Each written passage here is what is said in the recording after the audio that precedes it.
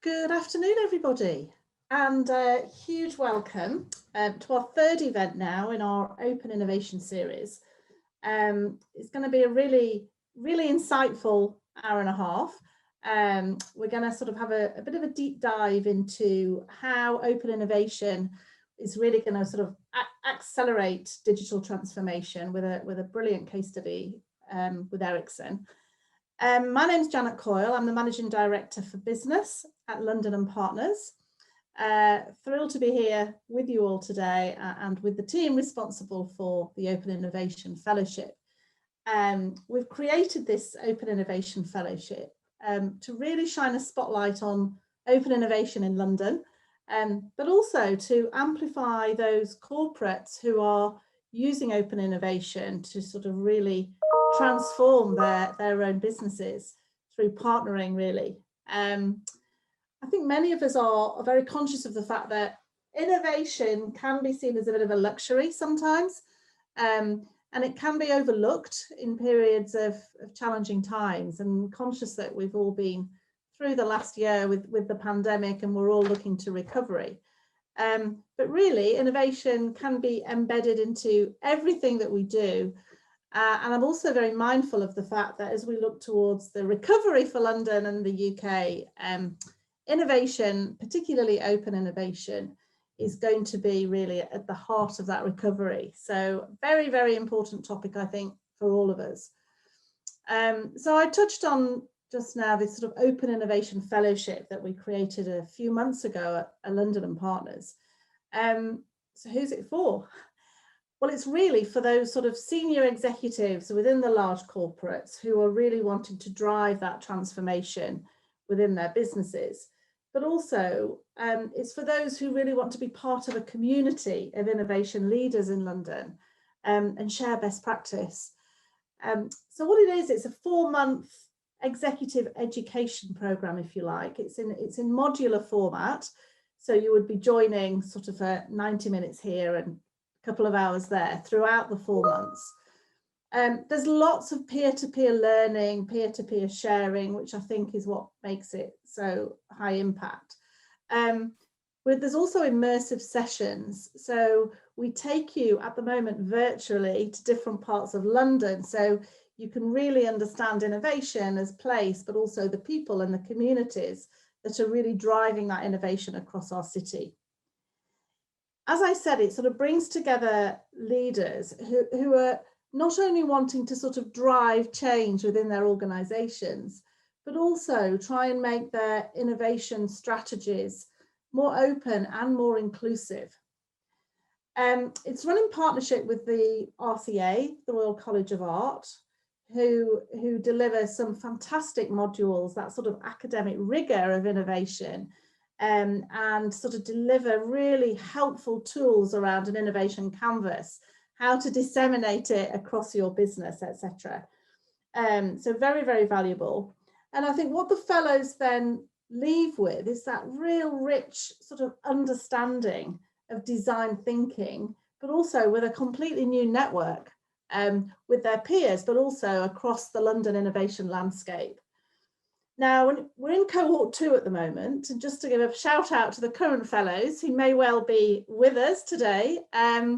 So Hackman Capital, NHSX, Camden Council, RSM, Barclays, Crisis, the Crown Estate, Transport for London, Fortnum and Mason. So you can see that there's a real diverse group of sectors here. So we don't try and sort of bring everyone together from the same sector.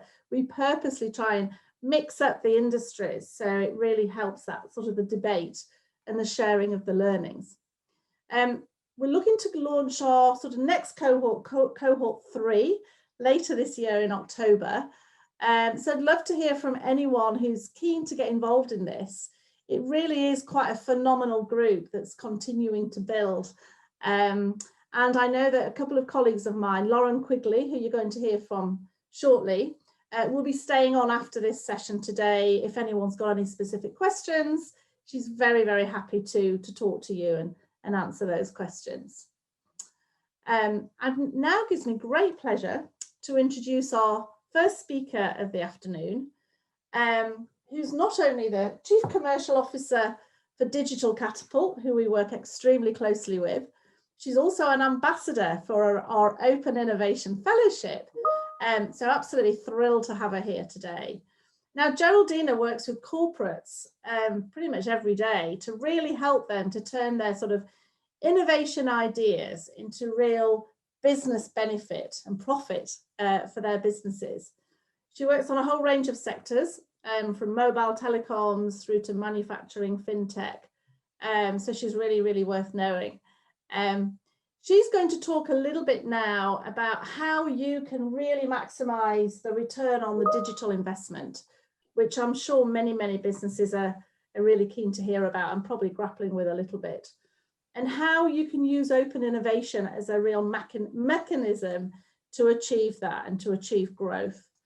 So after we've heard from Geraldina, we'll then have a panel moderated, as said, by my colleague Lauren Quigley.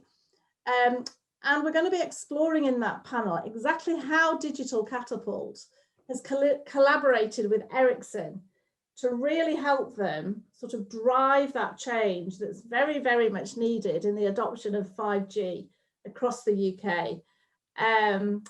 But first, it gives me great pleasure to welcome to our digital stage, Geraldina Iraheta. Welcome, Geraldina. Thank you, Janet. Thank you so much for the introduction. And I can only really endorse the Open Innovation Fellowship program that you have, because I have seen some of the outlines of the program and I have spoken to some of the companies that have been through the program. So great work there.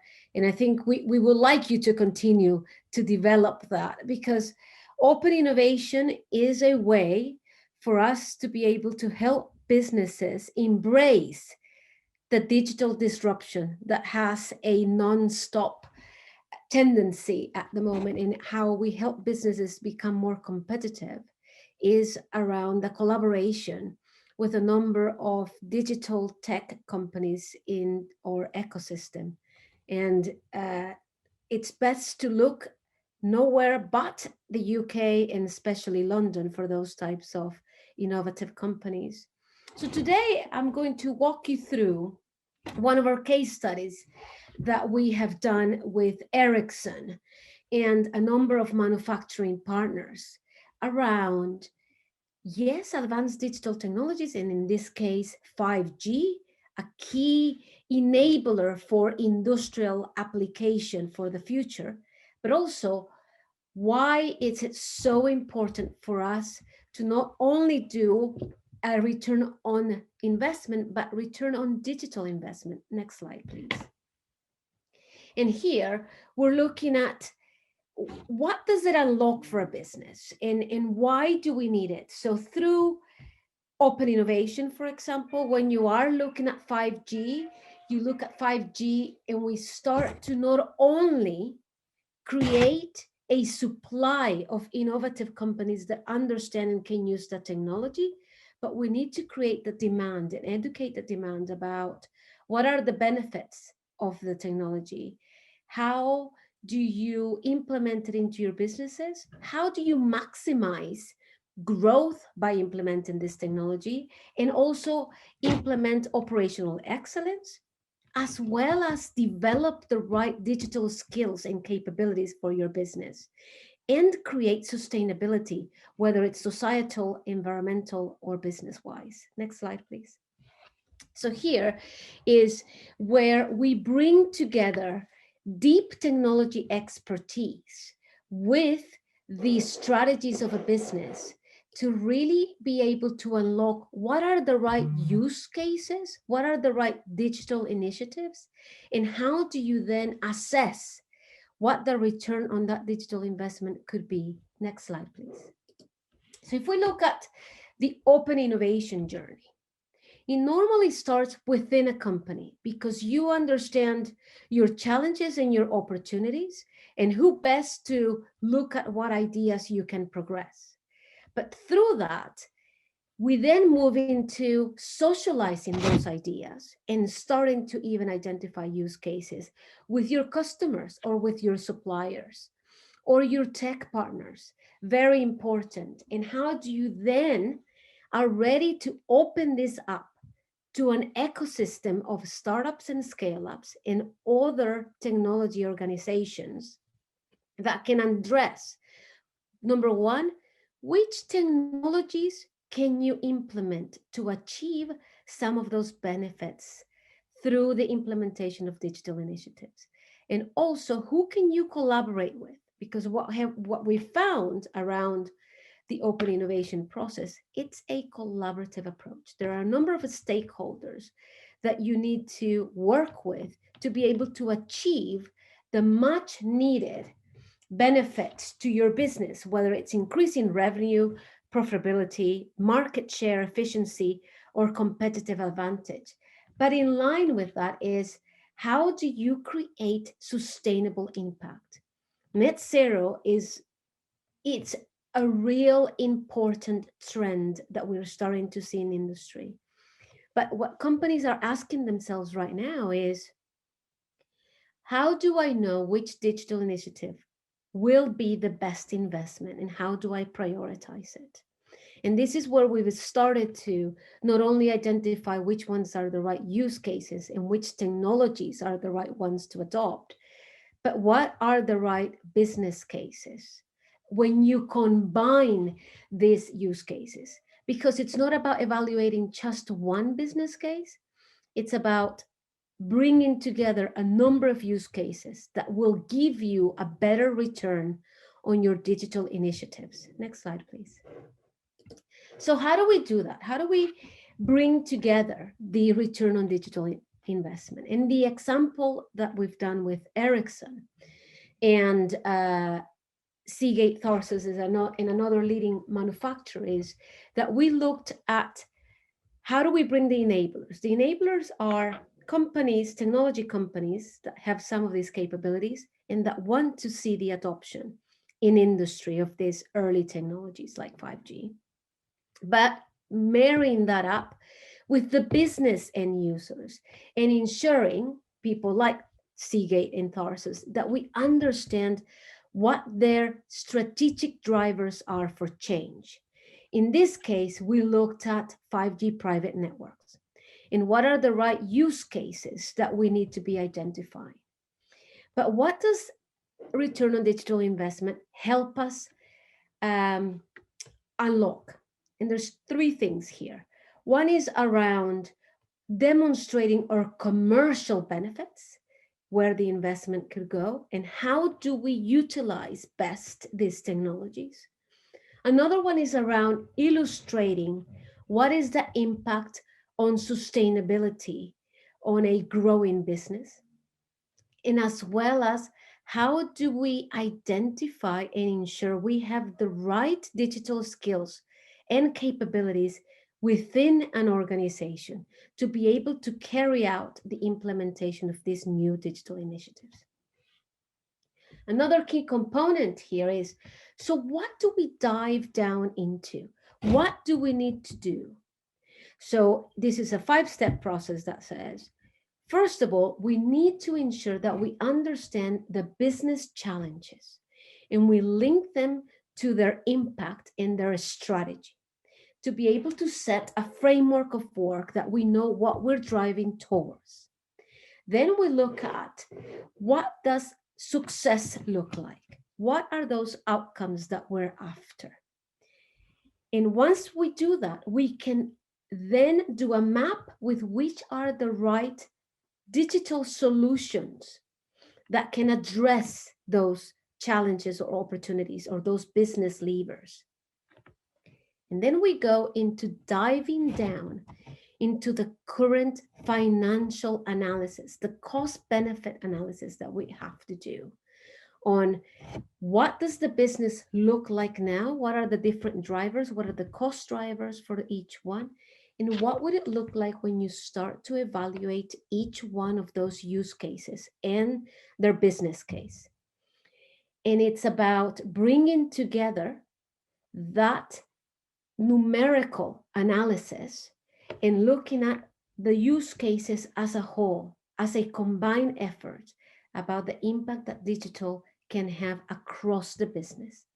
And that's when you start to see the real return on those digital investments that you are doing. And Janet mentioned it about, the impact that the pandemic has had on businesses. And now we have been able to identify that more than ever, businesses need to ensure that before they go in and do an investment on a digital initiative, that they understand what is and when will they get that return on investment on the digital projects.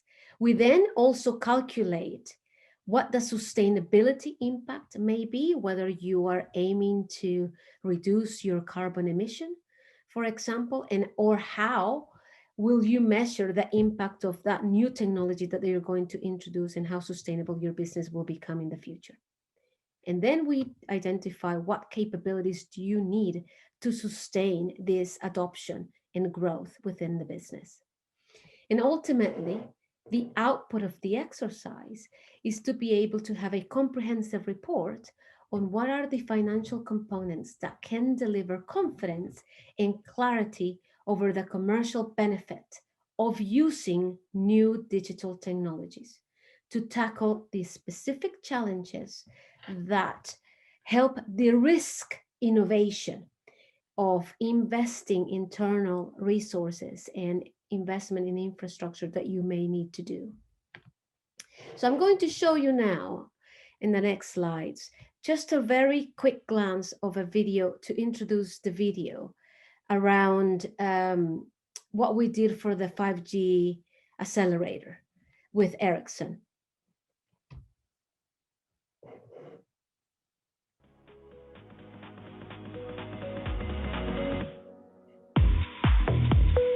Digital Catapult is the UK's leading advanced digital technology innovation centre.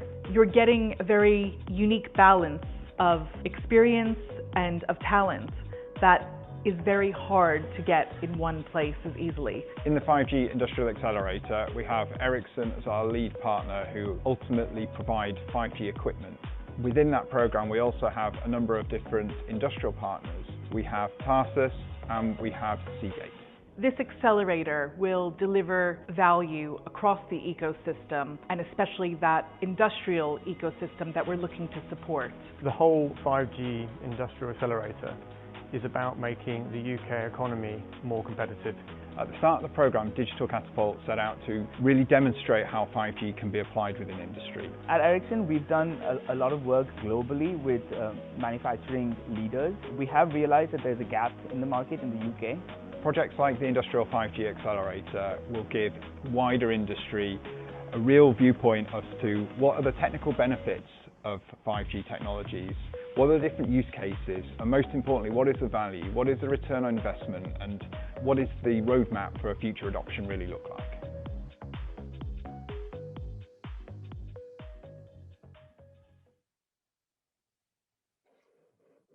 Thank you. Next slide, please. So that gives you an introduction of the program, and we did it in an open innovation methodology. When we open up this Ericsson Accelerator program, we open it up to which manufacturing companies wanted to be part of the journey and understand how could 5G private networks implementations within their companies, which use cases will return the best and the quickest investment on their digital initiatives.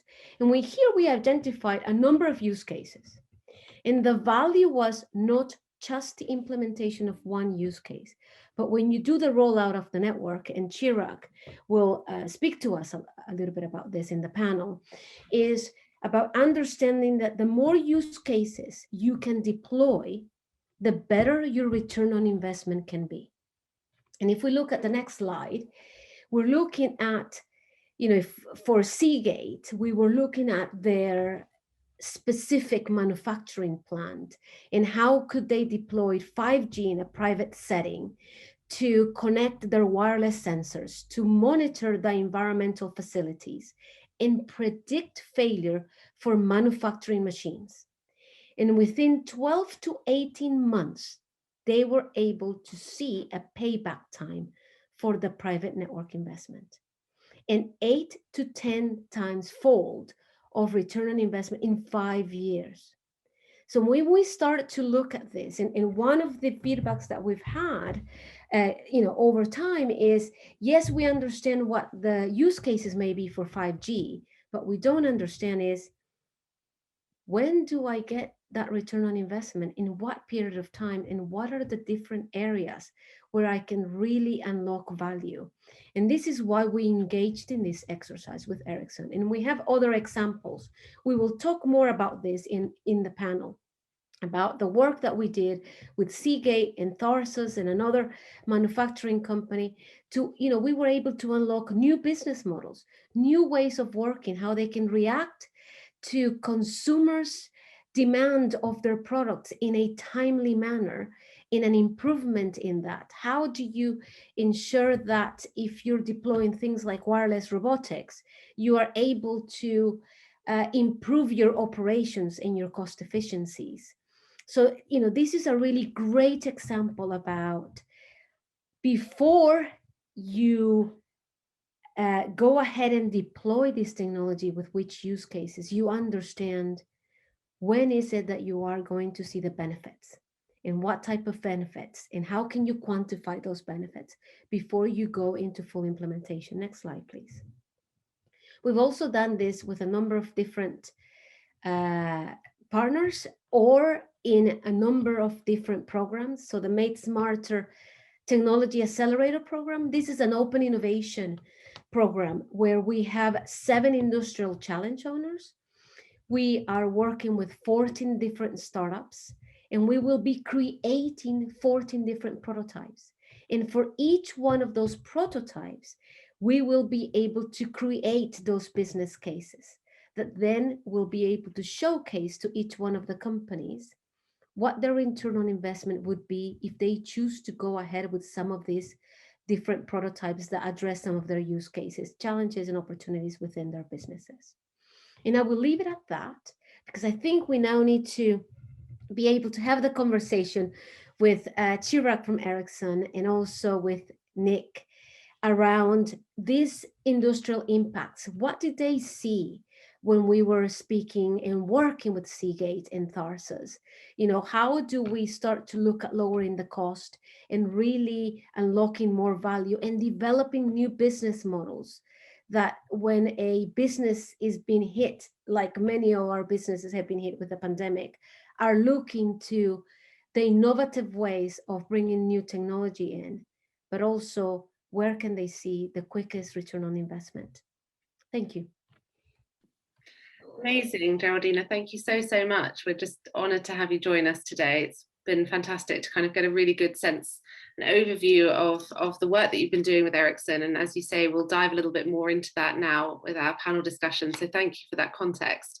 And welcome everyone. I'd love to kind of echo Janet's welcome. My name's Lauren Quigley. I'm the Head of Innovation Programmes at London & Partners, here to kind of guide this conversation with some fantastic speakers. So we obviously have Geraldina, but also joining us is Chirag Malhotra, who's the Business Development Lead at Ericsson. So Chirag is a member of the UK and Ireland Sales Organisation, very passionate about positioning 5G as the next logical step for companies looking to modernise their communication technology, and works to sort of leverage Ericsson's dedicated networks portfolio, working closely with CSPs and vertical customers to highlight how, with 5G, industries all over the world can really innovate and rise to their full potential. So honoured to have you. And also joining us is Nick Wright, Head of Manufacturing Industries at Digital Catapult, so very instrumental to this work. At Digital Catapult, Nick combines his domain experience and passion for engineering and manufacturing with advanced digital technology to develop partnerships and commercial relationships that help accelerate the UK's manufacturing sector. In the role, Nick really specialises in new product development and launch, business process design, and engineering research and innovation. So thank you both so much for joining us and for joining with Geraldina. So to kick us off, I mean, obviously Geraldina's done a great kind of context setting around the work that you've been doing together, but Chirag, I'd love to come to you to kind of give us a bit more context around kind of your perspective on what makes large-scale digital transformation in industry specifically really challenging, and what changes do you think need to happen in order for digital transformation to really get off the ground? Sure. So first of all, hi everyone. Thanks for having me. Great to be here. Maybe let me take that from particularly a 5G perspective. I think, 5G is still a relatively new technology, and typically cellular technologies are designed, or at least the public view is that they're designed for consumers. 5G is a bit different. It's designed with industry in mind. And being a bit of a new technology, there are myths and misconceptions surrounding 5G. So I think the primary barrier is to demystify what 5G is, what it can do, how it can impact business, and mainly how much it costs. Because I think there's still a bit of misconception around what the costs of 5G are and what the potential return on investing in 5G is.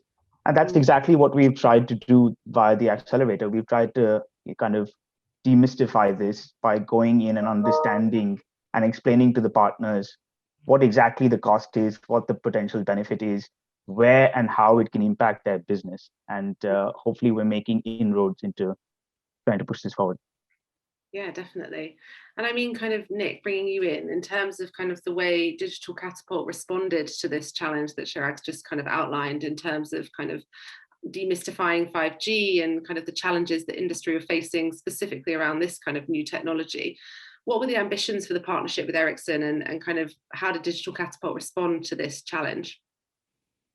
Well, the ambitions were really about trying to, well, first of all, make sure that we had some real life examples, and we got people who were bringing real life challenges into the equation. So it wasn't theoretical, it was applied to something that industry would really understand and would resonate across different kinds of sectors. And then to answer some of those challenges that Chirag said, how do we present this in a way that people can understand and address some of those barriers? The way we went about it was following some of the open innovation principles that Geraldina spoke about previously. So we have quite a broad industrial network and a number of different partners that we can use, trade bodies, trade associations within different industrial sectors. And we basically ran an open call to try and understand who was interested in the 5G sector, who wanted to start off their path of understanding more, demystifying it, understanding how their business could benefit. And we got a really good response. A number of companies applied to the program. And we then did a selection process alongside Ericsson to figure out whose challenges were the most applicable to the types of technology that was available and where we could demonstrate the most value. And from there, we did like a deep dive ultimately to understand what specifically were some of these challenges really about. So when it comes to factory downtime, the amount of like looking at maintenance schedules, the impact of like repair and maintenance, as well as that downtime impact, looking at the energy consumption, the overall bills that a factory has to pay, all sorts of different impacts and challenges that those industrial partners are facing today. And then we looked to devise what a potential 5G solution might look like. We even trialed a few different ideas within our own lab based in London to make sure that some of the technical capabilities were actually technically feasible, that we were predicting that would be needed in future on a future factory floor. And then built the business case from there. Like, what is the initial investment that you need to make around the technology? Where is the development cost in terms of developing new applications that maybe don't exist on the market today? And then look at where that has an impact based on all of those challenges. So it kind of, to summarize, really, really industry led, making sure that it really applies to those industrial partners. And kind of just as a follow on from that, I mean, what do you think? You know, it's already been alluded to that 5G being so new and is quite kind of, you know, a bit scary for some and things like that. You know, what do you think the impact of building this kind of portfolio of use cases is on kind of the industry and potentially other sectors? I think we're already starting to see quite a lot of traction.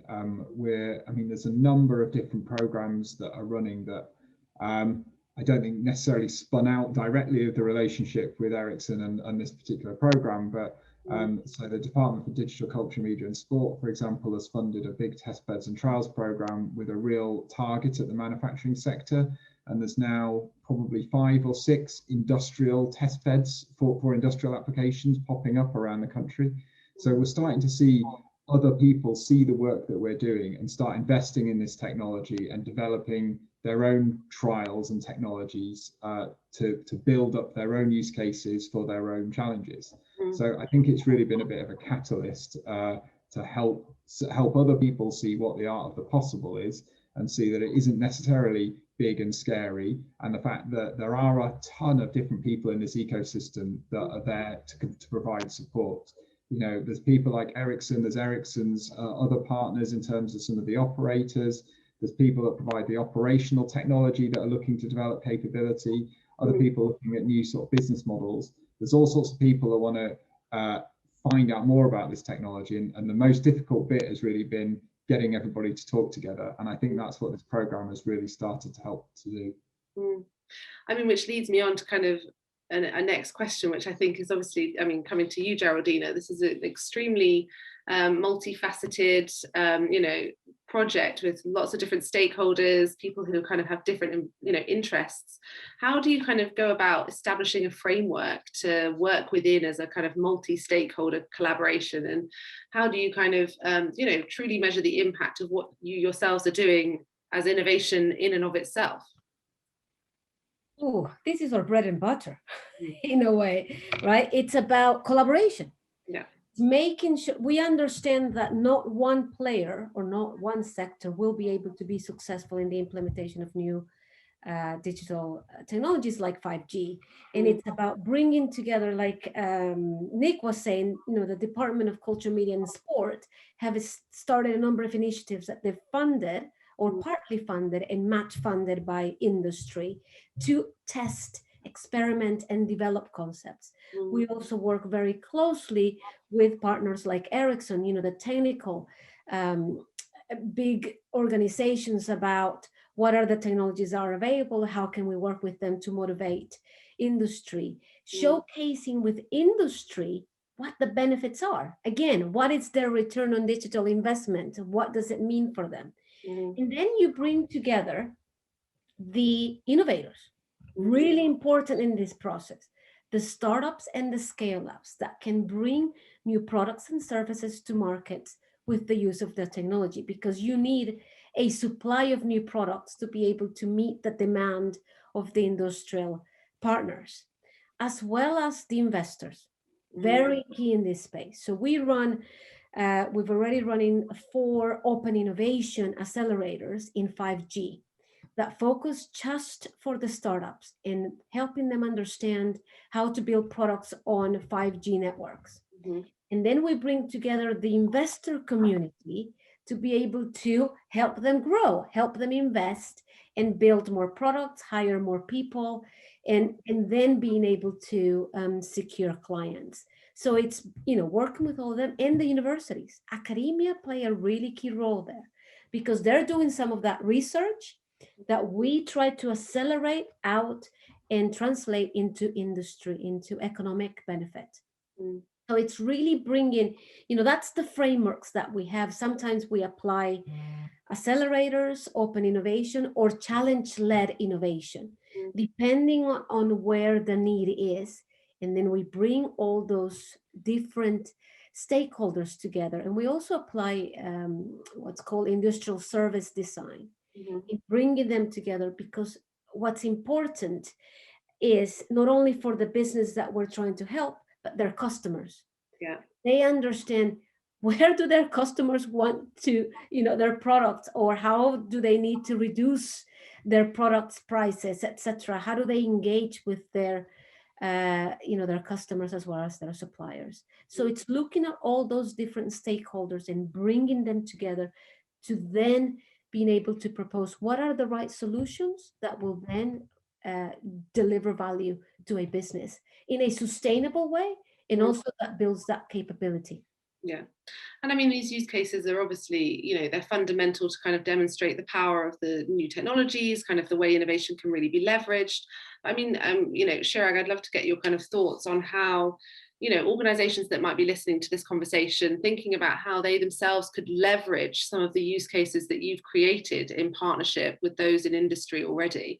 Potentially those who are also in industry themselves, but potentially to other sectors. You know, how can they take a use case that you might have created in this partnership back into their organization and think about how it would apply for them?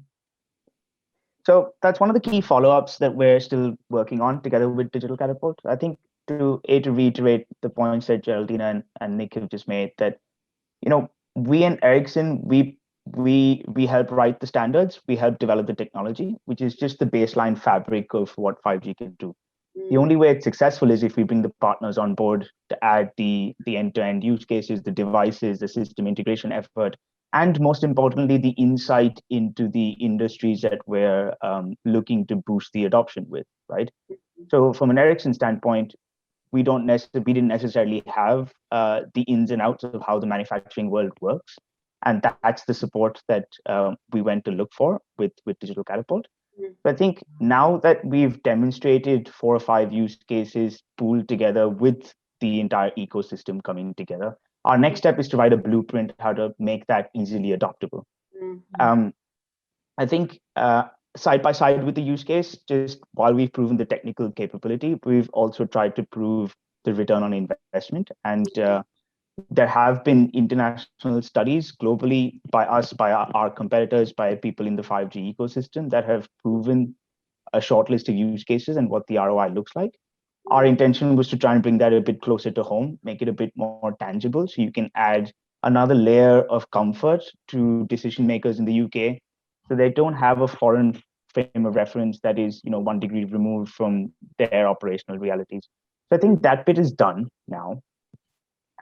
To take it to the next step, from our point of view, what we recommend is that the mobile operators and partners like Digital Catapult, they're the ones who can provide the end-to-end ecosystem. They can bring the various partners together. So reach out to the mobile operators that you work to, reach out to system integrator partners like Digital Catapult, and we can help you build that program together. We can come in, do a bit of a consultative exercise, understand what your operational issues are, and then try and fit in to see how and if 5G can affect some of those problems.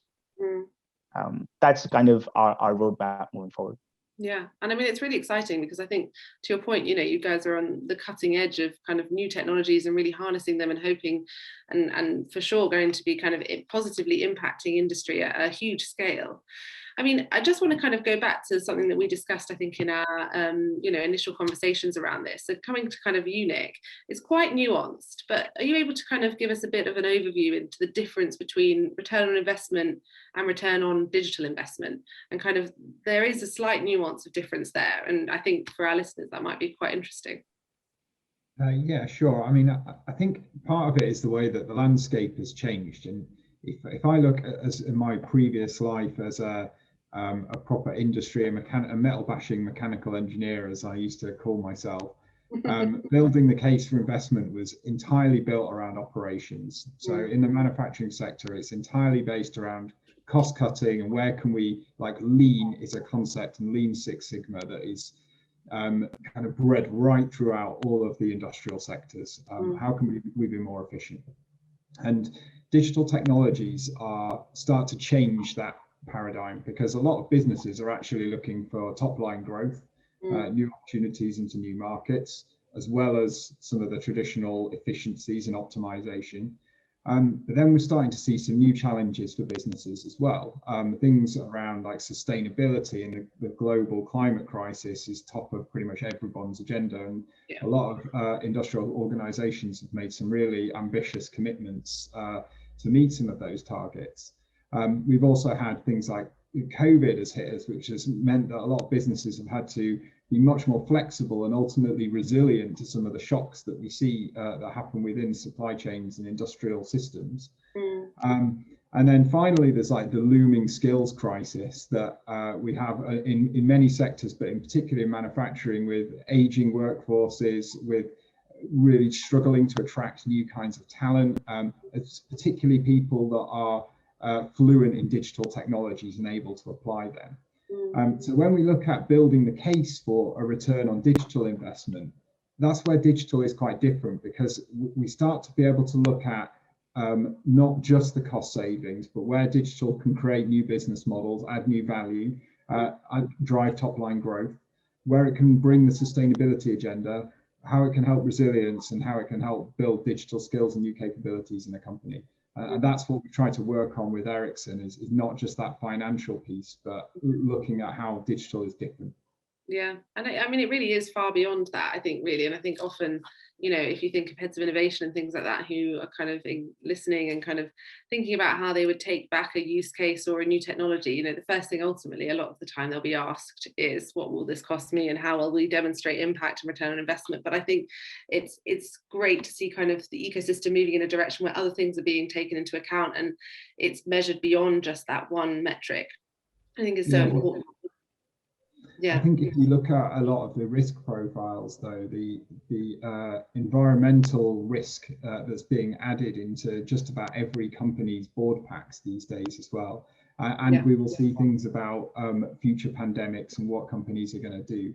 Like the business case has changed with the times, and that's partly driven by the climate crisis and things like COVID, but it's also driven by the evolution or revolution of technology and what that's doing to other sectors and how that's transforming into more traditional sectors as well. Because I mean, and it is, you know, the industrial sector is such a traditional space, and I think, you know, we've touched a little bit on this, but I'm kind of keen to kind of dig a little more into it, which is how these use cases and, you know, very innovative technologies being rolled out across organizations that are extremely traditional, perhaps kind of have, you know, a workforce that's been engaged with that organization for many, many years, you know, and how do you, as say Digital Catapult, Geraldina, kind of support these organizations to roll out these use cases or new technologies without them being siloed, and kind of help the organizations that adopt the technologies kind of leverage them in order to kind of secure cultural buy-in across businesses where perhaps, you know, people are not as open to innovation as kind of others. And yeah, it's such an interesting space. It is, and it, you know, a factor in that is, where are they in their innovation journey? Yeah, it has a lot of an impact in how we would approach or engage. But I think I mentioned earlier about the industrial service design approach that we're using more and more. And that is enables us to be able to bring not only different business units and different owners of parts of the organization across the organization to get buy-in about which are the areas that we should prioritize where we can bring adoption of digital tech, bringing their customers into the conversation. You know, we're working right now with a big logistics company where we're doing that exactly. When they're saying, okay, we need across the globe, they need people from Australia all the way to the US, the ones that are in Europe, the different business owners that we bring together with their, you know, Tesco's or, you know, whichever one of their customers are, Coca-Cola, Pepsi, to come together to understand which digital initiatives should we be focused on. And that's what we bring in, is understanding their strategy. Where are they now? Where do they want to get to? And who could they partner with? And what type of digital technologies, solutions should they be looking at? And then building a roadmap of implementation of how they can do that. So that's where we start, is really getting that alignment. And that takes time. Yeah. And it's a cultural change as well, right? So it doesn't happen immediately. And what sometimes happens is the people, you know, the head of innovations that we talk to, they're like, no, it's simple. They're all aligned. When you start bringing them in, they're like, no, I think we should do this. And the other one goes, and then we start going, okay, well, let's put it all in one place and understand, how does that marry up with your corporate strategy? And then where do you need to get to? And then we help prioritize. Yeah. I think that's really important. And it is at the level of, again, that innovation journey and where they are. Sometimes it needs more work. Sometimes it needs less work, and it's a bit quicker to be able to do that. Yeah, I mean, I'm going to start to bring in some of the questions from the audience. We've got quite a few, but there's a kind of a very good follow-up to this conversation, which is to you, Geraldina. Are use cases alone enough to get the cultural buy-in and mindset change needed for true digital transformation across an organization? Or is there anything else that, you know, organizations might need to get involved or kind of bring on board in order to tackle that side of things? Oh, that's an interesting question. I think we've seen a number of different things. I think they also need to bring expertise, external expertise, and hire external expertise. I've seen a number of examples in companies like Dyson when they hire their head of data from Google. A real difference in there. And this was a number of years ago.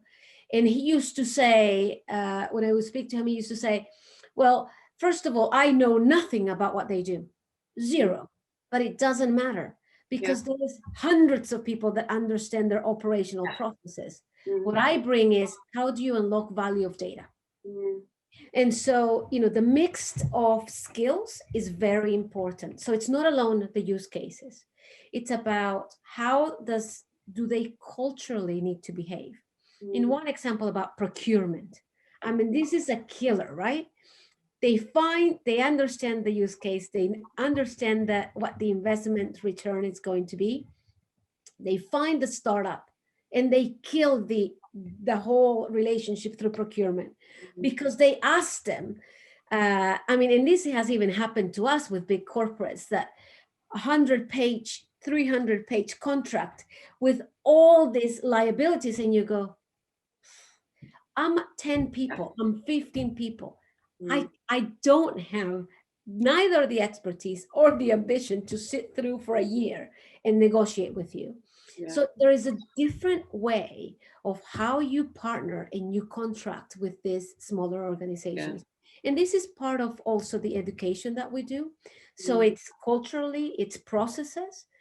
It's also understanding the skills that you may have and then prioritizing those use cases with your strategy. I mean, I don't know if you want to add anything there, Nick, that I may have missed, or Chirag, in your experience. Flawless answer. Flawless answer, Gerald. I think you've covered it quite well. So I think you hit all the nails. Tick, tick, tick. Love it. Amazing. Brilliant. So yes, external expertise absolutely needed. I think that's totally right. I mean, it plays into the kind of diversity of thought and thinking about things differently. Some of the best ideas and kind of some of the most radical innovation is when you kind of really collide different sectors, different, skill sets, and that's really what organizations are looking for these days. So totally agree with that. More questions from the audience. One for you, Chirag. How to invite global investors and smart entrepreneurs to be part of the 5G revolution? What kind of regulatory roadblocks are there, and how might we help navigate them? A big one. Okay. That's a big one. Okay, let me try and break this down. So I think if you look at the UK market in particular, right? So I think the regulator Ofcom has done quite a bit recently to try and help boost the adoption of 5G and help make it a bit more accessible towards industries. They've released private spectrum that industries can now go out and get, so it's not so much of a hard to get asset anymore, which makes accessibility a lot easier. Having said that, I think the kind of adoption is still in its growth phase at the moment as part of kind of the S-curve. It's at the bottom of the S-curve. The hesitancy is around funding. That's my opinion. The DCMS has done a great job to make funding available. I think we're now in the 5G Create process where there's about £30 million that's been distributed for testbed and trial programs. So that's, again, kind of stimulating the market a bit more.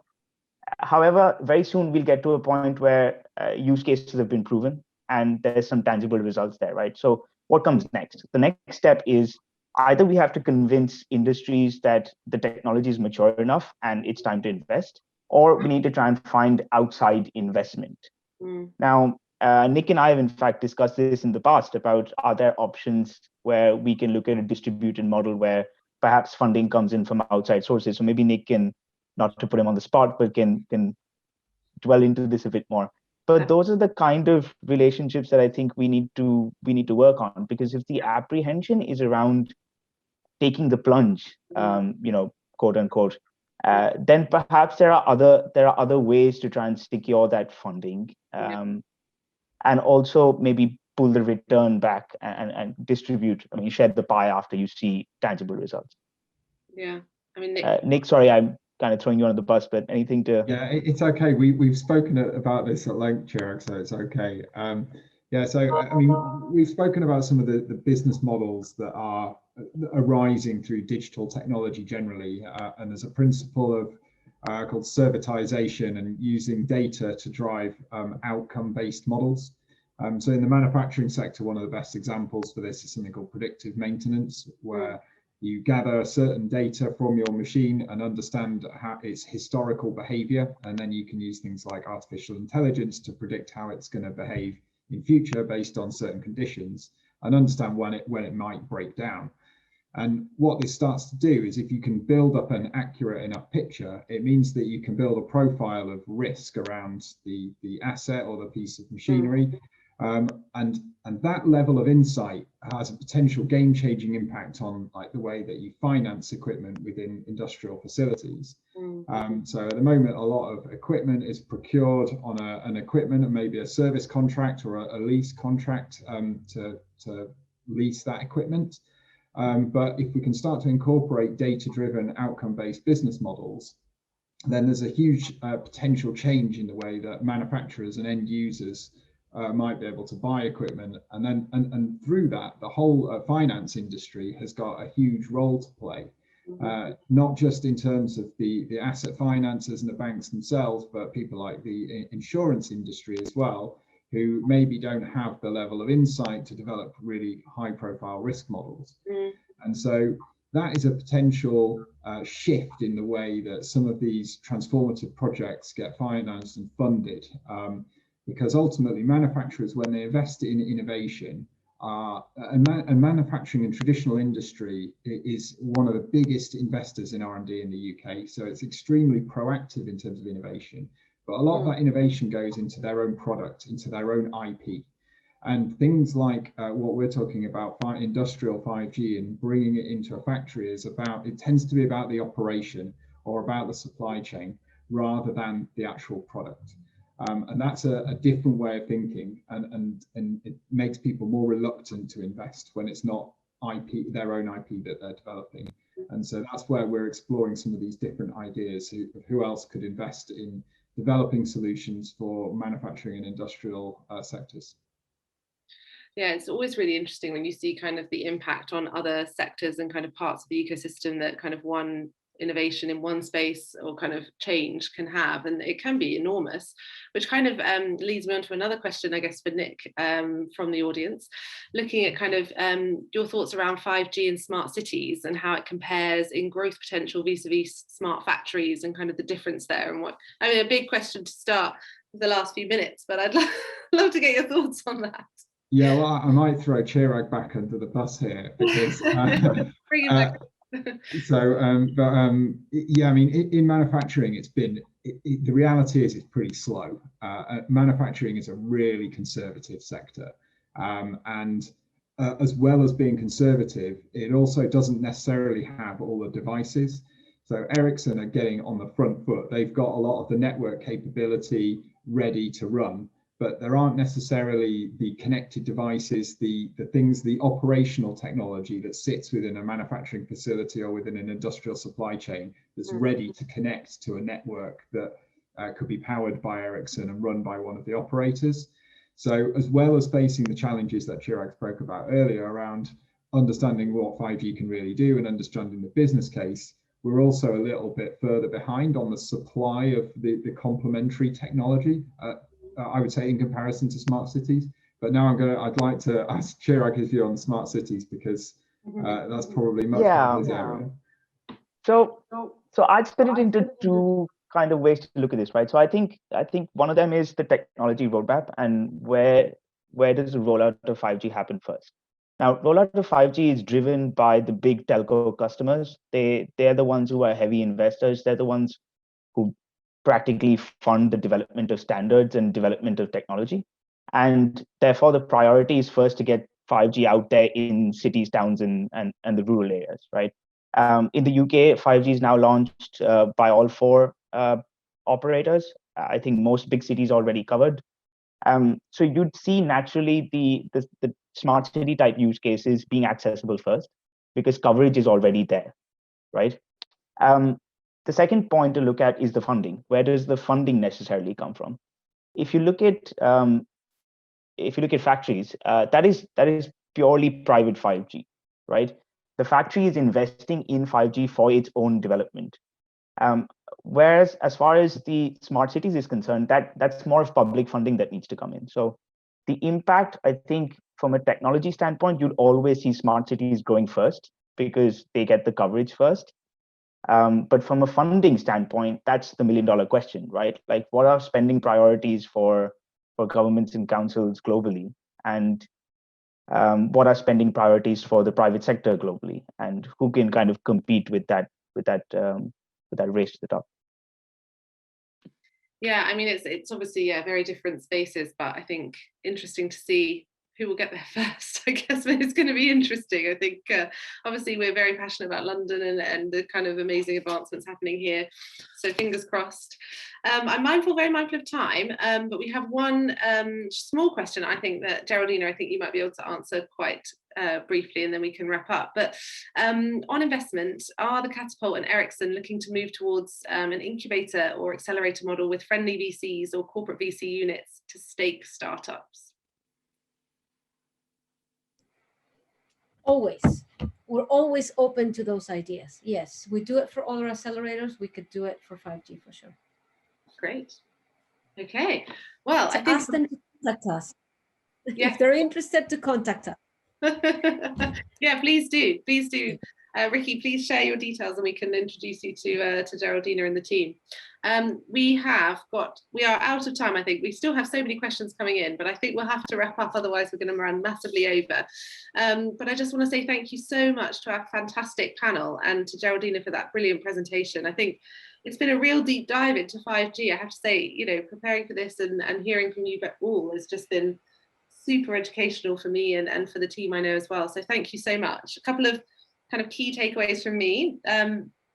Don't be afraid to bring in external expertise. I think that's very key when you're thinking about kind of really new innovative technologies and you really want to make sure that you're kind of able to roll them out effectively across your organization. Establish what you need to prioritize and where across the business. And then I think really thinking carefully about leveraging and creating effective use cases to think about how you can then secure adoption for new technologies and other innovations across your organization. So I think it's been a really, really insightful session. Please do kind of pop any more questions through to us, and we'll try and connect you to the panelists, and hopefully they'll be able to answer on email. But thank you all so much for joining us. It's been a pleasure to have you.